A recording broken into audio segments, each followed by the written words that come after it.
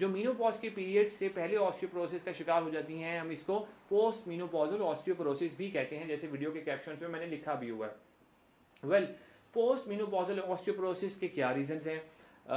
आप जैसे देख सकते हैं, नंबर 1 पे लिखा हुआ है hormonal imbalances.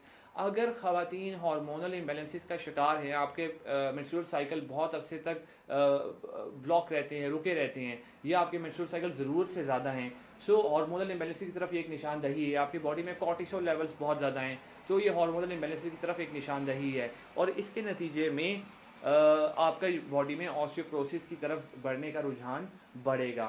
Number 2, calcium and vitamin D deficiency. Well, about calcium मैं चाहूँगा कि हम डिटेल से बात करें, क्योंकि मैंने अमूमी तौर पे देखा है कि हमारे मुल्क पाकिस्तान में बहुत सारी ख़वातीन टिपिकली एक कैल्शियम सप्लीमेंट लेना शुरू कर देती हैं, और उसके बाद वो ये महसूस करती हैं और समझती हैं कि हम तो रेगुलर कैल्शियम खा रही हैं पिछले 2-3 साल से, हम तो रेगुलर दूध पी रही हैं पिछले 2-3 साल से, तो मुझे ऑस्टियोपोरोसिस क्यों हो सकता है?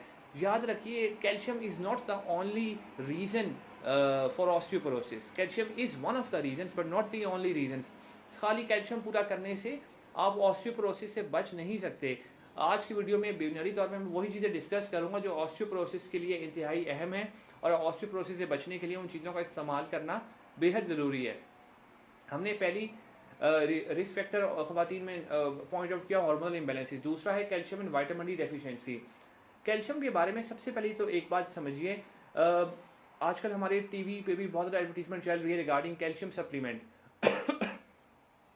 दो it is a good advertisement, I am not against it, लेकिन मैं ये भी साथ में कहना चाहूँगा कि इस किस्म की एडवर्टीजमेंट बाज़ औक़ात लोगों को थोड़ा सा डाउटफुल कर रही होती है, या लोगों को थोड़ा सा कंफ्यूज कर रही होती है, क्योंकि इस किस्म की एडवर्टीजमेंट से भी सिर्फ ज़्यादातर लोगों को यही माइंड में ख्याल जा रहा है कि कैल्शियम ही एक वाहिद चीज़ है जो हमें हड्डियों के लिए चाहिए, और हम ये चीज़ पूरी कर लेते हैं तो we will be very fine. No, this is the one thing. Second reason, बहुत सारे लोग और इवन एडवर्टीजमेंट में भी जो कैल्शियम सप्लीमेंट हमें दिखाए जा रहे हैं, वो कैल्शियम सप्लीमेंट कैल्शियम कार्बोनेट यानी चूने के पत्थर से एक्सट्रैक्ट शुदा कैल्शियम है।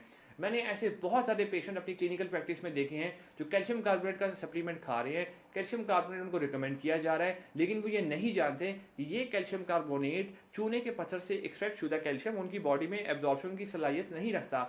इस किस्म का कैल्शियम खाने से आपकी बॉडी में सिर्फ रेत का पहाड़ बनेगा और कुछ भी नहीं होगा। 1 या 2% से ज़्यादा भी ऐसे सप्लीमेंट की एब्जॉर्प्शन नहीं है। मैंने जो लास्ट टाइम कैल्शियम की वीडियो की, मैंने उसमें भी इस बात का बहुत ज़्यादा जोर दिया कि खुदारा जब when you go for the calcium supplement, go for the organic calcium supplement. ऐसा कैल्शियम सप्लीमेंट जो ऑर्गेनिक प्लांट बेस्ड सोर्स से एक्सट्रैक्ट शुदा हो या एनिमल बेस्ड एक्सट्रैक्ट शुदा कैल्शियम हो, तो वो आपकी बॉडी में एब्जॉर्प्शन की सलाहियत रखता है और ऐसा कैल्शियम बॉडी में एब्जॉर्ब होगा। Plus calcium plus vitamin D. याद रखिए, vitamin D is among those vitamins जो कैल्शियम की एब्जॉर्प्शन के लिए, ट्रांसपोर्टेशन के लिए नहायत अहम है। विटामिन डी इंटेस्टाइन में से, हमारे इंटेस्टाइन में से कैल्शियम को एब्जॉर्ब करने की सलाहियत रखता है, और थ्रू विटामिन डी कैल्शियम हमारी इंटेस्टाइन से हमारी हड्डियों में एब्जॉर्ब होता है। आप सादा लफ्ज़ों में ये कह सकती हैं कि विटामिन डी वो चीज़ है जिसने हमारे इंटेस्टाइन के अंदर से कैल्शियम को ले जाके हमारी हड्डियों में एब्जॉर्ब कराना है। अगर आप कैल्शियम का इंटेक कर रहे हैं लेकिन खातिर खा विटामिन डी मौजूद नहीं है, तो वो भी अगेन लॉस है। ऐसा कैल्शियम आपकी बॉडी में सॉफ्ट टिश्यू कैल्शियम की सूरत में नमूदार होगा। इसका मतलब ये कि ऐसा कैल्शियम आपकी आर्टरीज के अंदर भी ब्लॉकेजेस पैदा करेगा और जिस्म के दूसरे हिस्सों में जाके रुकेगा, लेकिन इसकी ट्रांसपोर्टेशन, सर्कुलेशन आपके ब्लड में नहीं हो रही होगी। कैल्शियम प्लस विटामिन डी दोनों का इकट्ठे इस्तेमाल करना, ऑर्गेनिक सोर्स से इस्तेमाल करना बहुत ज़रूरी है, और अगर इसकी कमी आपकी बॉडी में है तो आपकी बॉडी में ऑस्टियोपोरोसिस का रुझान बढ़ेगा। Number 3, underlying medical conditions. कई मेडिकल कंडीशंस हैं अंडरलाइंग, इसमें बहुत सारी एग्जांपल्स दी जा सकती हैं, Cushing syndrome and so money other diseases. अगर आप किसी अंडरलाइंग डिजीज़ का शिकार है इंक्लूडिंग डायबिटीज़, तो तब भी ऑस्टियोपोरोसिस का रुझान आपकी बॉडी में बढ़ सकता है। Next one, drugs. कुछ ड्रग्स, कुछ मेडिकेशंस हैं, अगर लॉन्ग टर्म पे उनको इस्तेमाल किया जाए तो तब भी आपकी बॉडी में ऑस्टियोपोरोसिस का रुझान बढ़ेगा। इसमें जो मेन ड्रग्स मैं आपके सामने शेयर कर सकता हूँ वो है PPIs, प्रोटॉन पम्प इनहिबिटर्स, यानी वो ड्रग्स जो एंटी एसिड्स के तौर पे इस्तेमाल की जाती हैं। मतलब अगर आपकी बॉडी में एसिडिटी ज़्यादा है, आप एसिड रिफ्लक्स का शिकार हैं, आप गर्ड का शिकार है, तो यूजुअली टिपिकली पेशेंट्स क्या करते हैं कि बहुत अरसे तक एंटी एसिड्स का इस्तेमाल करते रहते हैं। वेल, एंटी एसिड्स आपके symptoms for time being relief तो करता है, but it's not a permanent help, it's not a permanent solution for your problem. So what you need to do कि एसिड रिफ्लक्स के लिए हमने एक और वीडियो भी की, उसको ज़रूर देखिएगा, about natural solution which we have discussed. लेकिन अगर आप लॉन्ग टर्म पे एंटी एसिड्स का इस्तेमाल कर रहे हैं या SSRIs, वो ड्रग्स जो एंटी डिप्रेशंस के तौर पे इस्तेमाल होती हैं, PPIs एंड SSRIs, ये दोनों किस्म की ड्रग्स, एंटी एसिड्स और एंटी डिप्रेशन ड्रग्स, इन दोनों ड्रग्स का इस्तेमाल आपको ऑस्टियोपोरोसिस में मुब्तला कर सकता है. लॉन्ग टर्म पे ऐसी ड्रग्स का इस्तेमाल करने से आपकी बॉडी में ऑस्टियोपोरोसिस का रुझान बढ़ेगा.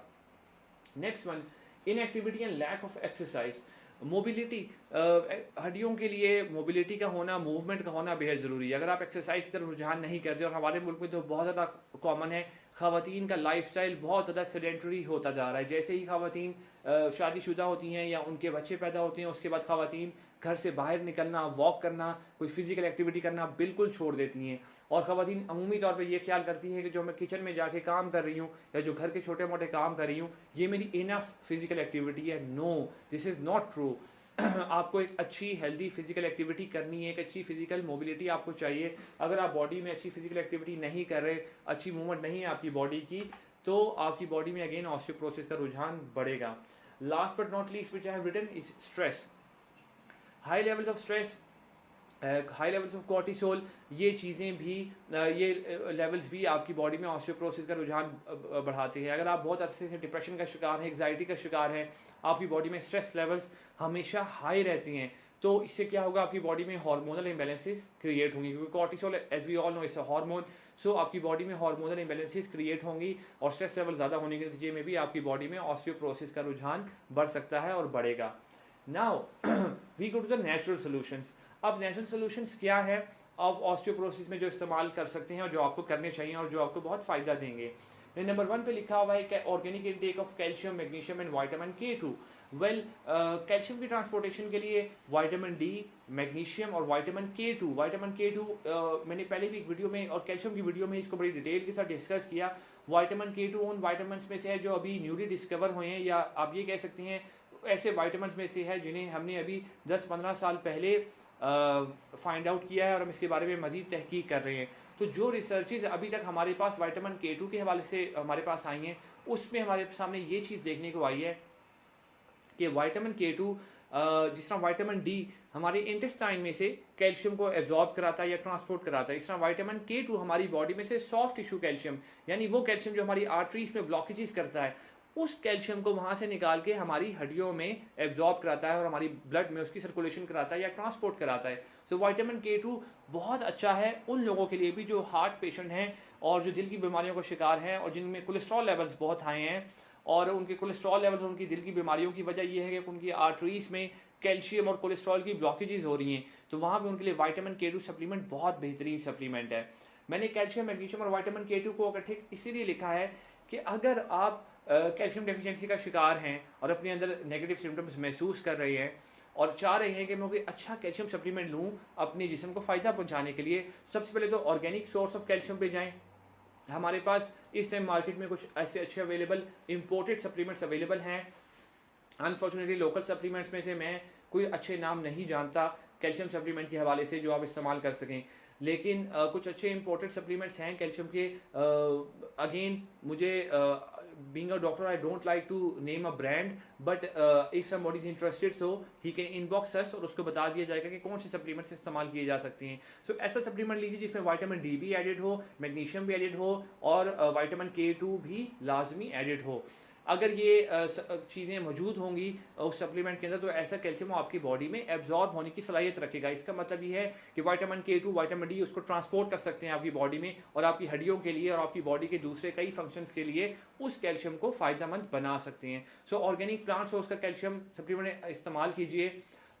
एंड वन मोर थिंग कि अगर हम ऑर्गेनिक सोर्स ऑफ कैल्शियम की तरफ देख रहे हैं तो why can't we think about moringa. Moringa के अंदर कैल्शियम भी मौजूद है, मैग्नीशियम भी मौजूद है, विटामिन D भी मौजूद है,